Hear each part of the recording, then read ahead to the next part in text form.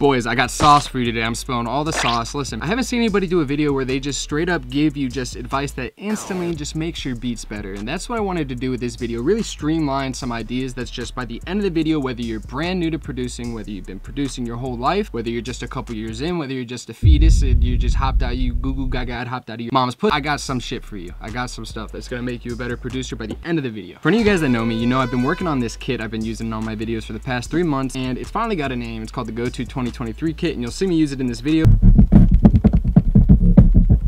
A lot of fire sounds in this kit. But if we get this video to 4,000 likes, I'm gonna send a bunch of commenters, a bunch in this video, the beta version of that kit. It's still work in progress, but you'll still be able to get it, and yeah, it's fine. All right, for tip number 1, we're just starting out with an absolute slugger. Listen, I just want to preface this first by saying this is not a replacement for music theory. You should still learn music theory. This tip makes it really fucking easy to stay in key. It makes it impossible to stay to go out of key, to be honest with you. If you come up here, it's this combinations of settings. You come up here, what this does is this right here, it allows you to play your keyboard. So I can't play anything right now if I click the keyboard, but with it on, but it goes further than that. When you right click, it gives you a whole bunch of options, and what's gonna happen is normally by default, your keyboard laptop or whatever you use is gonna just be set up normal where it just goes up and down the scale. But when you come over here and you change the settings to one of these root notes, and then you come over to here in this tab and you click one of these, it's gonna let you only play notes in that scale. And so for example, like we got it on D minor natural. We come in here in this combination, when you come up here, go to view, scale highlighting, you'll be able to highlight all the scales and it'll show it up in here in FL Studio.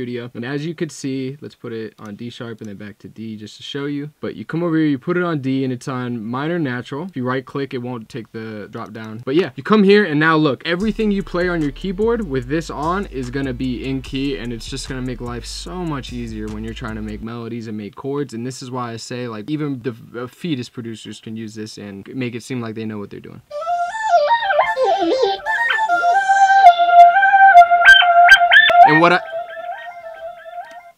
And what I love about this is that it just lets you experiment so much more without having to hear them really annoying notes that aren't in key when you're just like playing around and stuff, trying to make melodies. And let me just show you the effectiveness on this really quick. I'm just gonna make a super fast beat just for the point of this. A, drag this all the way.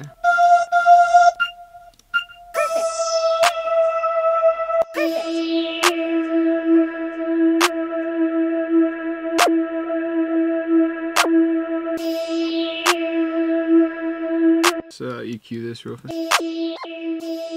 Row speed. And you're like, oh, that's 2 notes. All right, we're gonna do another one with more notes. And let me just show you, it's just so easy when you just go experiment with it. It's such a good tip, bro. I've been using it all the time recently. I probably learned this like a few months ago and I've been using it for everything. It just lets you just come up with so many ideas so much faster, makes you such a more efficient producer, and the more beats you're able to pump out, the better you'll get over time. So just anything to help speed up your workflow is super, super useful. Let's just make a super fast just for the point of this.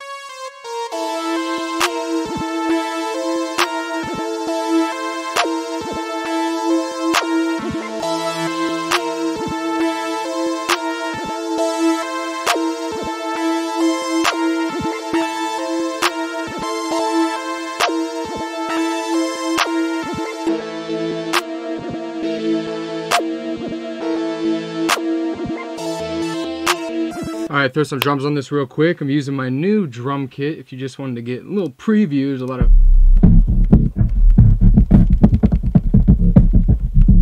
of fire sounds in this kit. 4,000 likes, I'm gonna send it to some of y'all. And watch just how it comes together. I don't need to know.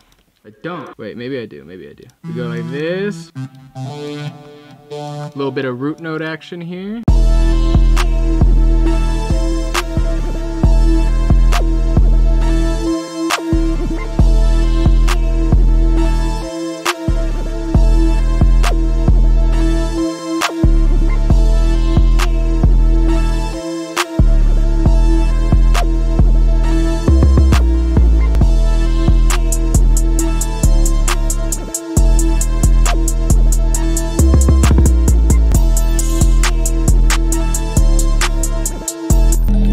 mad simple beat, but you get the point. It's just super easy to come up with ideas and not overthink stuff too much, especially when you don't got to actually know how to play piano to be able to stay in key with every note you play. Please use this tip. It's super useful, but do not, let me just make it super clear. Do not use this as a reason to not learn music, at least understand a little bit of music theory. Stuff's getting so easy now with all these these features that it just makes it really easy not to actually need to delve in to actual producing and music theory, but it's still super important. Trust me when I say that. So don't use this as a crutch, but at the same time, definitely use this. This tip feels like cheating, to be honest with you. It feels like it's just like, it's like aimbot in a shooting game if you play shooters, you know what I mean? It just feels like I'm on COD and it's just like I click zoom in and it's just, oh my God! You know what I mean? Yeah.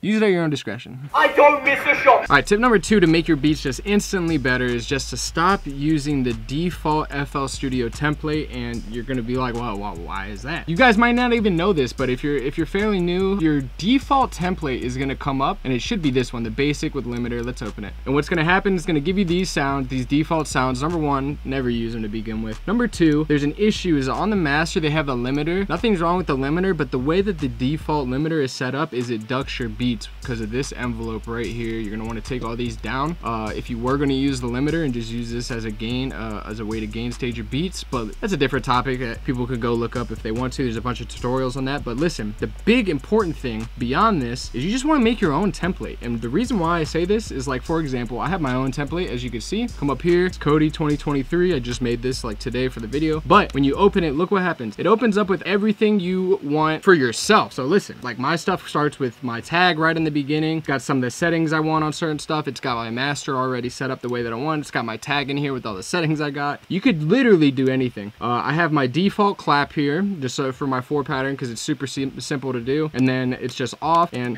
bruh, it's amazing. It's the best thing you could do, and let me show you how to actually do it. So say you want to have one, I'm just throwing random sounds in here, right? So say you wanted to start out like this. You always want your project to open up like this. You would just save your FLP, FLP 2023. I'm gonna put it on my desktop for now, but let me show you, actually let me show you right where to save it. You're gonna go to your Windows. This might be a little different for however you have yours set up, but this is a basic way. Go to your program files, scroll down to wherever you have your image line. If you're using FL Studio, FL20, data, templates, and then you'll be able to save your template here. I'll just save mine in custom template. And what's gonna happen is next time you open a template, you come down here to the change default template settings, and it'll pop up down here after you reopen FL Studio. Let me do it for you guys so you could just see. So you come over here, I got the Baba FLP 2023, go to the settings, and you could just put it on here so that next time you open up the beat, it's gonna have whatever you want on it. Now that we opened it, look, it's got all the sounds that we were talking about, and it's got all the settings saved. So super useful tip. It's gonna make your, like I was talking about in the first tip, anything that makes your beats just come out more efficient and faster, lets you get those repetition process and faster of the actual important stuff, which is actually the melodic elements of the beats and working on pockets and stuff like that. The faster you could get down what's in your mind into FL, the better you're gonna get at producing faster. So it's super important. Set up your template the way you want it. Don't copy my template. It should be different for everybody, whatever comfortable for you guys. Actually, you know what? In my new kit, I will add a template for you guys, just a general one that you guys can tweak and stuff, but it's a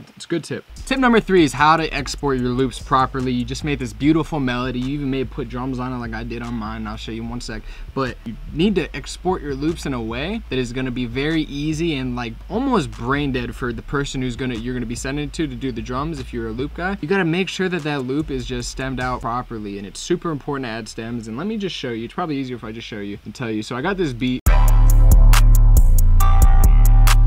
So we got these 3 sections for the for this loop, and this is actually arranged the way I would arrange it like in the actual track, but to take it a step further, if you're gonna add stems, you're just gonna, it's so simple, bro. I'm telling you, this is the foolproof way. Get it from a drum guy, because I've run into this issue all the time. As you can see here, when this plays as an actual waveform, let me just bounce this so you can literally see, so you can understand, just show you visually how this messes up producers sometimes. You may be getting your stuff skipped without even like getting feedback or understanding why. Or because the person that's doing the drums doesn't want to admit it, but they have a hard time stemming it out properly because they can't see it. And watch. As you can see up here, it's easy to tell when this melody starts, but when you're looking at just this, let's move this down here so you can't even like see the reference. You don't know if you're supposed to chop this right here, you're supposed to chop it right here, go like that, blah, blah, blah, then oh, it's not 8 bars. This is something that I see all the time, and this is the easiest fix, the best fix by far, is you're gonna take all these, so like, let's do this. We'll go like this. You're gonna skip every whatever, just make sure that it's consistent the whole time. So as you can see, I skip a whole 4 bars in between each melody. And on top of that, what I do is I'll come over and just go to any kit, doesn't matter what it is, grab a sound, just a super not intrusive or shocking sound, because it's going to be playing at a random time. But dead center in the middle here, what I do is I just put a hi-hat or a clap or whatever right in between the 4 bars. That way, when you bounce the loop, watch how just simple this is. It's so simple. So you go to export the loop and watch. After it loads, give it 1 sec. 1 hour later. So take out all the melody, pretend I didn't do the melody at all, and then you just brought a loop in, and this is and you wanted to have the stems. Watch how simple this is. Boom, boom, boom, boom, boom, boom. Okay, boom. And now you have each section of the melody so easily understood and stemmed out in a way that it just takes 0 brain power. If you can't understand how to break out the stems as a drum guy, or if you're using a loop and you don't understand how this stem is broken down, then you got bigger problems on your hand. Maybe don't send that guy loops anymore.